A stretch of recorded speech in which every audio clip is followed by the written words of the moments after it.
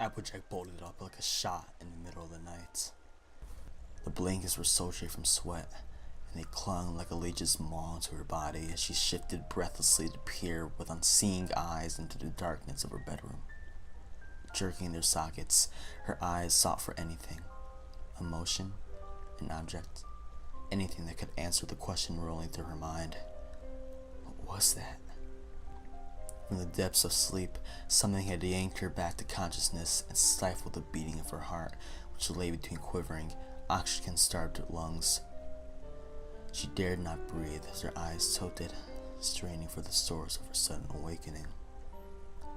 Moments passed like hours, and slowly her breathing hissed in silence. The room gradually took a hazy, monochromatic color as her eyes adjusted to the slight light dripping through the curtains. It must have been a dream, just a nightmare that she couldn't remember. Some locked away horror brought on from something she ate too close to bedtime, and she eased down to her pillows again. She adjusted the sweaty blankets which lay cold against her, and was thankful that she could not remember whatever had given her such a fright. It felt as though her eyes carried sand within their lower lids, as the blackness of sleep crept across her senses, numbing them from the world. First, her senses of smell and taste ceased to take in the musk of the excess sweat, and her sense of touch dulled to the wet blankets. Her sight, already hindered behind the thick lids, accepted the oppressive dark. Nearly removed from the realm of reality, her ears pitched in a final effort to register her surroundings. Gingerly, her ears recoiled and settled to rest as a veil of sleep hung about her like a curse. How? The voice was thick, with an accent, labored, liquidy with a pneumonia sputter. It was distant. It was nearly imperceivable and was a pinprick to the nearly extinguished pony. Applejack, help. Anyone, please help me. Mira's ears jerked and her senses blared, taking in everything at once while her heart pounded rapidly in her breast. Fully awake, Applejack leapt up from her bed and staggered onto her hoof. From what direction had the voice called? Who was it? She couldn't be certain, but she knew it had come from outside. So she cantered down the stairs quickly and erupted from the front door of her home, senses alive and pinging into the directions for the strangely familiar voice. I'm drowning.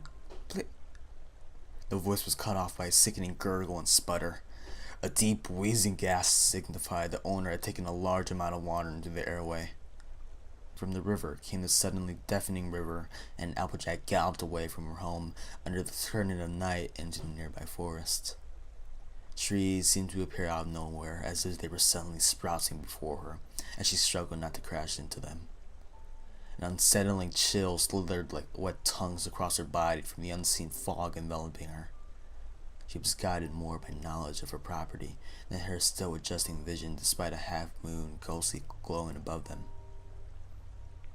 It seemed as though the forest resisted the light and dismissed rationality. Had this always been the case? Applejack questioned herself. Was the forest always this dark at night? Pushing away such thoughts, the pony rushed deeper into the woods and towards the friendly rush of the river. Now she thought she could hear a frenzied splashing amidst the white noise of a flowing river, and hoped to not hear them quieten soon. Her legs ached and her heart winced in fear between rapid hammerings, and the distance to the river seemed unnaturally far. She had been to it many times in her life, knew every twist and turn it took. It also seemed strange that it was running so hard to drown out all the other natural nighttime sounds. She had rarely ever seen the river violent enough to meet the cicadas, crickets, and other animals of the nocturnal world. She reprimanded herself for puzzling over such things when some pony was in danger. Help. I can't breathe. I'm being pulled under. Help! The voice called again, and Applejack almost recognized it this time. It was tinted with a familiar twang that most ponies of this area did not have, but as if stricken from her memories, it just could not be placed. I'm coming now! Keep her head up! I'm coming! She called through fear-laden and physically exerted lungs. The voice has been closed. She expected to burst into view of the owner at any moment, struggling against the rapid current. She didn't have time to question why the sound never seemed to come from another direction, but always in this singular spot. Again, it seemed the forest had grown larger than she could recall, and she feared her inky muscles, blistering lungs, or thrumming heart may abandon her cause before she can help the pony in distress. She could feel saliva on her cheeks from gasping for air, open mouthed, and the chill of the night was more like streamers of ice. Still running, almost blind under the canopy of the forest, her sweat-coated body shivered from the cold, and an almost luminescent fog filtered into her sight as she broke the tree line and onto the pebbled shore of the river. She stood fervently, trying to catch her breath through cold-inflamed lungs, eyes scoring wildly at the oddly calm body of water lazily flowing before her. What in tarnation? Applejack's mind could not comprehend what was happening. The rushing noise of the river was replaced by the mundane sound of the nighttime forest. How could this be when she had just heard the thunderous roar just moments before? Still, her eyes tore across the river's black glass surface, and she couldn't find anything. She stood, shivering from the biting cold of the night on her sweat-drenched body. She confusedly stepped into the water, despite the gila torment it displayed across her flesh. She waded out to her knees in the river and looked up and down, its body in search of anything that could have caught out to her.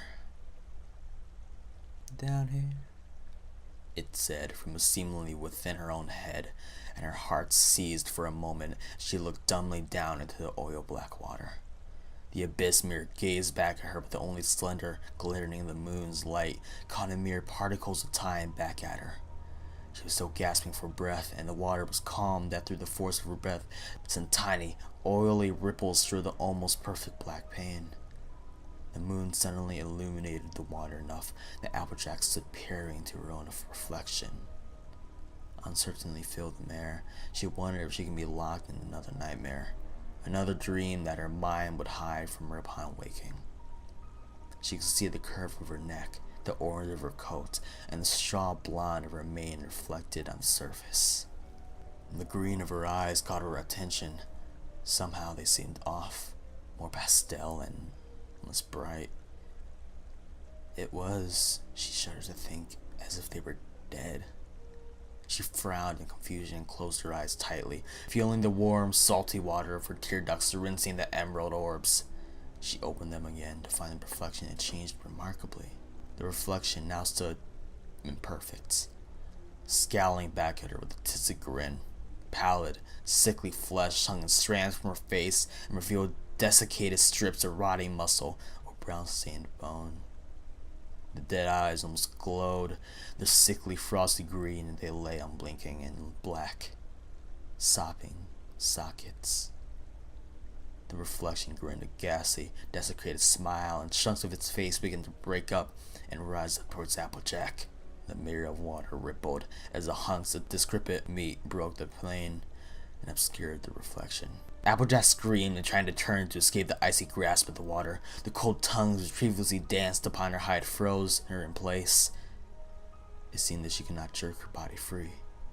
Again she screamed, and terror rent her body and mind. "You are so sweet. Thank you for saving me." The voice was garbled and sputtered sickeningly. It sounded as though its lungs were filled completely with the black water, and it ended with a despicable, gurgling laugh. Applejack began to sink, being swallowed by the water which she knew should only be knee-deep. She yanked at her legs as the water licked at the edge of her belly. The mare pulled hard, every muscle straining for purchase of freedom, but her legs simply could not become unstuck.